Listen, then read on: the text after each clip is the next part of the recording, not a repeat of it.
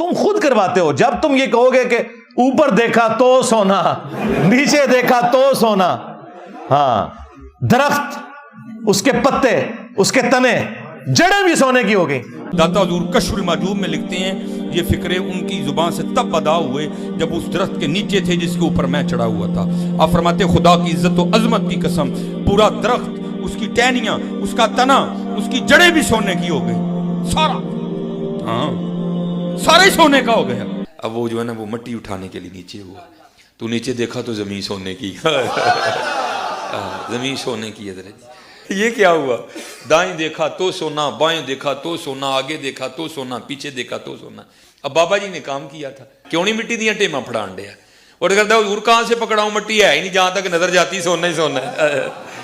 بابا جی ایک سوال ہے بابا جی, اگر آپ ہوا میں سونا نکال سکتے ہیں بابا جی تو دیش کی غریبی کیوں نہیں مٹا دیتے بابا؟ جواب بابا جی, جب آپ خود سونا نکال سکتے ہو تو ہم لوگوں سے چندہ کیوں لیتے ہو بابا جی؟ جواب ہری اوم, ہری اوم, ہری اوم. یہ رانگ نمبر ہے, یہ رانگ نمبر ہے.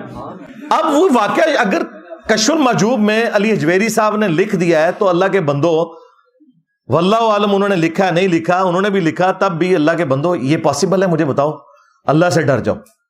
جب یہ جھوٹ تم بولو گے تو پھر ہم تم سے نہیں پوچھیں گے کہ یار اب وہ بزرگ کدھر گئے ہیں. اور اس سے بھی بڑھ کر کیا صحابہ کرام کو یہ کرامت نصیب تھی؟ صحیح بخاری میں تو آتا ہے کہ حضرت ابوبکر جب خلیفہ بنائے گئے تو انہوں نے کہا کہ لوگو تم خوب جانتے ہو کہ میرا کاروبار بڑے اچھے طریقے سے چل رہا تھا, لیکن اب خلافت کی ذمہ داری تم نے مجھ پہ ڈال دی ہے, تو میں اپنے بچوں کو کہاں سے کھلاؤں گا, کیونکہ میں تو اوپر دیکھو تو سونا, نیچے دیکھو تو سونا تو نہیں کر سکتا. تو صحابہ کرام نے مشورہ کر کے ایک مہاجر کے برابر ان کا وظیفہ بیت المال سے لگایا. اگر حضرت ابوبکر صدیق رضی اللہ تعالیٰ عنہ یہ نہیں سونا کر سک رہے تو تیرے بابے شاہی کوئی نہیں. اس سے بھی بڑھ کر سورہ توبہ کی آیت نمبر 92 ہے ہمارے محبوب صلی اللہ علیہ وآلہ وسلم کے بارے میں کہ اے نبی صلی اللہ علیہ وآلہ وسلم, غزوہ تبوک کے موقع پر جب یہ عرابی لوگ, بادیہ نشین پینڈو لوگ آپ کے پاس حاضر ہوئے کہ آپ ہمارے لیے کوئی سواری کا بندوبست کر دیں تاکہ ہم آپ کے ساتھ اس جہاد میں رومن امپائر کے خلاف شریک ہو سکیں, تو تم ان سے فرماتے ہو کہ میرے پاس تو کوئی ایسی چیز نہیں کہ میں تمہارے لیے سواری کا بندوبست کر سکوں. تم دیکھتے ہو کہ یہ تم سے اس حال میں واپس پلٹتے ہیں کہ ان کی آنکھیں آنسوں سے تر ہوتی ہیں اس غم کے سبب کہ یہ جہاد میں شریک نہیں ہو سکیں گے. نبی علیہ السلام کے صحابہ کرام تو روتے ہوئے وہاں سے چلے گئے. نبی علیہ السلام نے اوپر دیکھا تو سونا, نیچے دیکھا تو سونا تو نہیں کیا.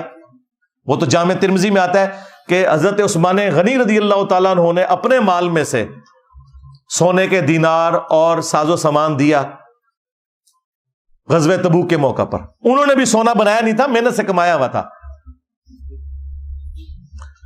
اس سے بھی بڑھ کر سورہ بنی اسرائیل میں 9 معجزات تھے جو نبی علیہ السلام سے کافر کہتے تھے کہ آپ کر کے دکھائیں گے.